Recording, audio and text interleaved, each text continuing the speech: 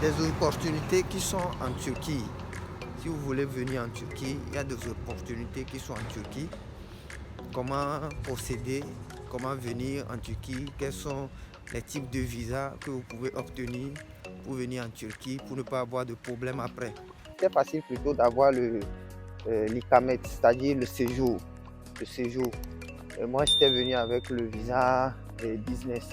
Donc, c'était facile. J'avais fait une demande de un an, un an de séjour.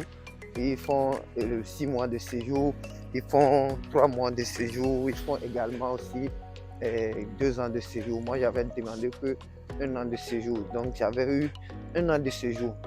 L'économie de la Turquie, pardon, est en train de chuter. Avant, le 100 lira faisait en quelque sorte 10 000, 10 500 au pays. En Afrique, vous comprenez un peu. Ça faisait un peu 10 500 au pays. Maintenant, actuellement, 100 lira, ça fait à peine 8 000 au pays, vous comprenez un peu. Donc, l'économie de la Turquie est en baisse. Ça fait que ils sont en train de rapatrier les gens qui n'ont pas de séjour. Donc, ils sont en train de vouloir faire quoi? Peupler aussi les autres provinces. Vous comprenez? Ils sont en train de pouvoir peupler les autres provinces. C'est-à-dire le quartier ici est plein. Donc ce qui veut dire, quand vous avez un appartement, bien vous avez une adresse ici, vous pouvez plus l'utiliser pour pouvoir faire votre ICAMET ou bien votre séjour. Automatiquement, ça serait rejeté. Vous comprenez un peu, ça serait rejeté. Donc maintenant, c'est quoi? Comme ça serait rejeté, il y a les gens qui vont dans, comment je peux dire ça, dans les autres provinces pour pouvoir prendre l'adresse des autres provinces. Et puis il y a une loi aussi qui dit, quand par exemple vous êtes à Istanbul, tu es à Istanbul et tu prends l'adresse d'une autre ville, par exemple à Ankara, pour faire ton ICAMET, et tu viens vivre à Istanbul, et le service d'immigration te vérifie, il voit que non, c'est comme ça que ton ICAMET est de Ankara par exemple. Ils vont te redéporter sur Ankara. Ou soit on te donne un papier qui t'atteste que tu ne dois pas rester à Istanbul. Donc vous comprenez un peu ça. Donc c'est la situation qui se pose actuellement en Turquie. Maintenant, si je veux parler un peu des types de visas que vous pouvez obtenir, il y a le visa business, il y a le visa touristique, il y a le visa études, il y a le visa de santé. C'est-à-dire ceux qui veulent venir pour faire leurs soins, leurs traitements de santé. Surtout la Turquie, comment je peux vous dire, est forte en médecine. Donc ce qui veut dire sa médecine est vraiment reconnue, est le best au monde. Donc la plupart des gens quittent la France, l'Angleterre, les États-Unis pour venir se soigner. Il y a ces 4 types de visas. Maintenant, actuellement, quand vous demandez un visa visiteur, vous pouvez l'avoir sans faute. Si vous montez bien votre dossier, dans une autre vidéo, je vais vous montrer comment monter le dossier aussi des visas. Si vous avez un visa visiteur, vous avez un visa touristique, si vous avez un visa touristique par exemple, et j'attends un peu, il y a une voiture qui est en train de passer. Si vous avez un visa visite ou bien un visa touristique par exemple, si vous demandez le séjour, votre carte de séjour, on ne vous donne plus la carte de séjour. Parce que les gens utilisent le visa visiteur pour venir. Mais en temps normal, on te donne un visa qui te donne l'opportunité de venir visiter un pays. Mais tu viens, tu restes dans le pays. Tu vois. Donc ça fait que ils ont annulé les séjours des visas de visite.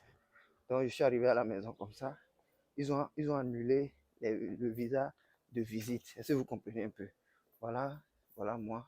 Voilà mon appartement là-bas. Voilà ma clé. Moi-même, j'ai loué mon appartement. Je suis dedans. L'appartement en Turquie ici, c'est trop moins cher. Sans vous mentir, c'est comparativement à l'Afrique.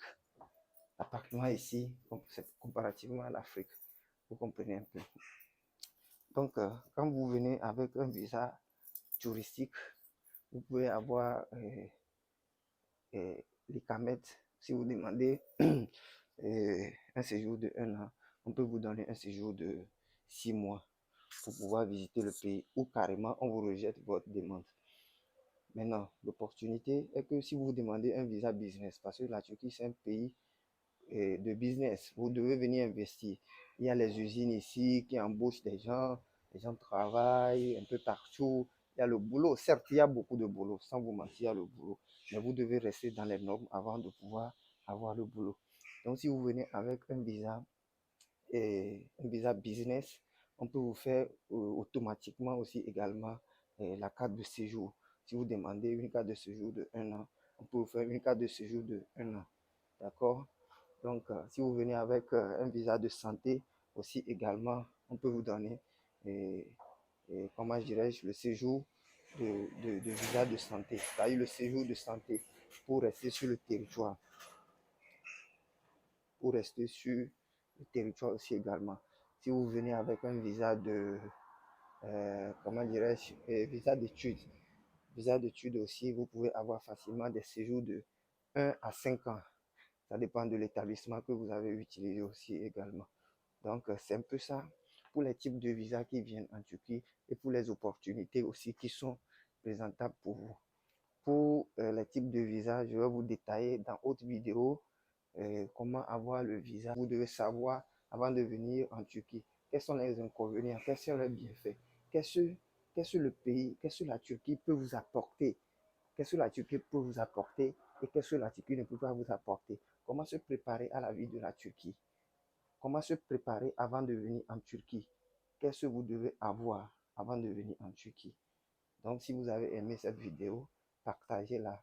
Abonnez-vous à ma chaîne YouTube. Partagez-la afin de toucher plus de personnes, plus de communautés pour m'encourager plutôt à vous faire autres vidéos en ça. Donc, abonnez-vous à ma page YouTube, abonnez-vous à ma page Facebook, abonnez-vous à ma page Instagram et partagez la vidéo au maximum pour toucher à beaucoup de personnes. Dans autre vidéo, je vais vous parler de comment monter un dossier pour venir en Turquie. Personnellement, comment passer par une agence, quelles sont les erreurs à ne pas commettre ou bien ne pas, oui, à ne pas commettre, quelles sont les erreurs à ne pas faire avant de venir en Turquie. D'accord? Merci et puis bonne journée à vous. Allez, ciao, ciao.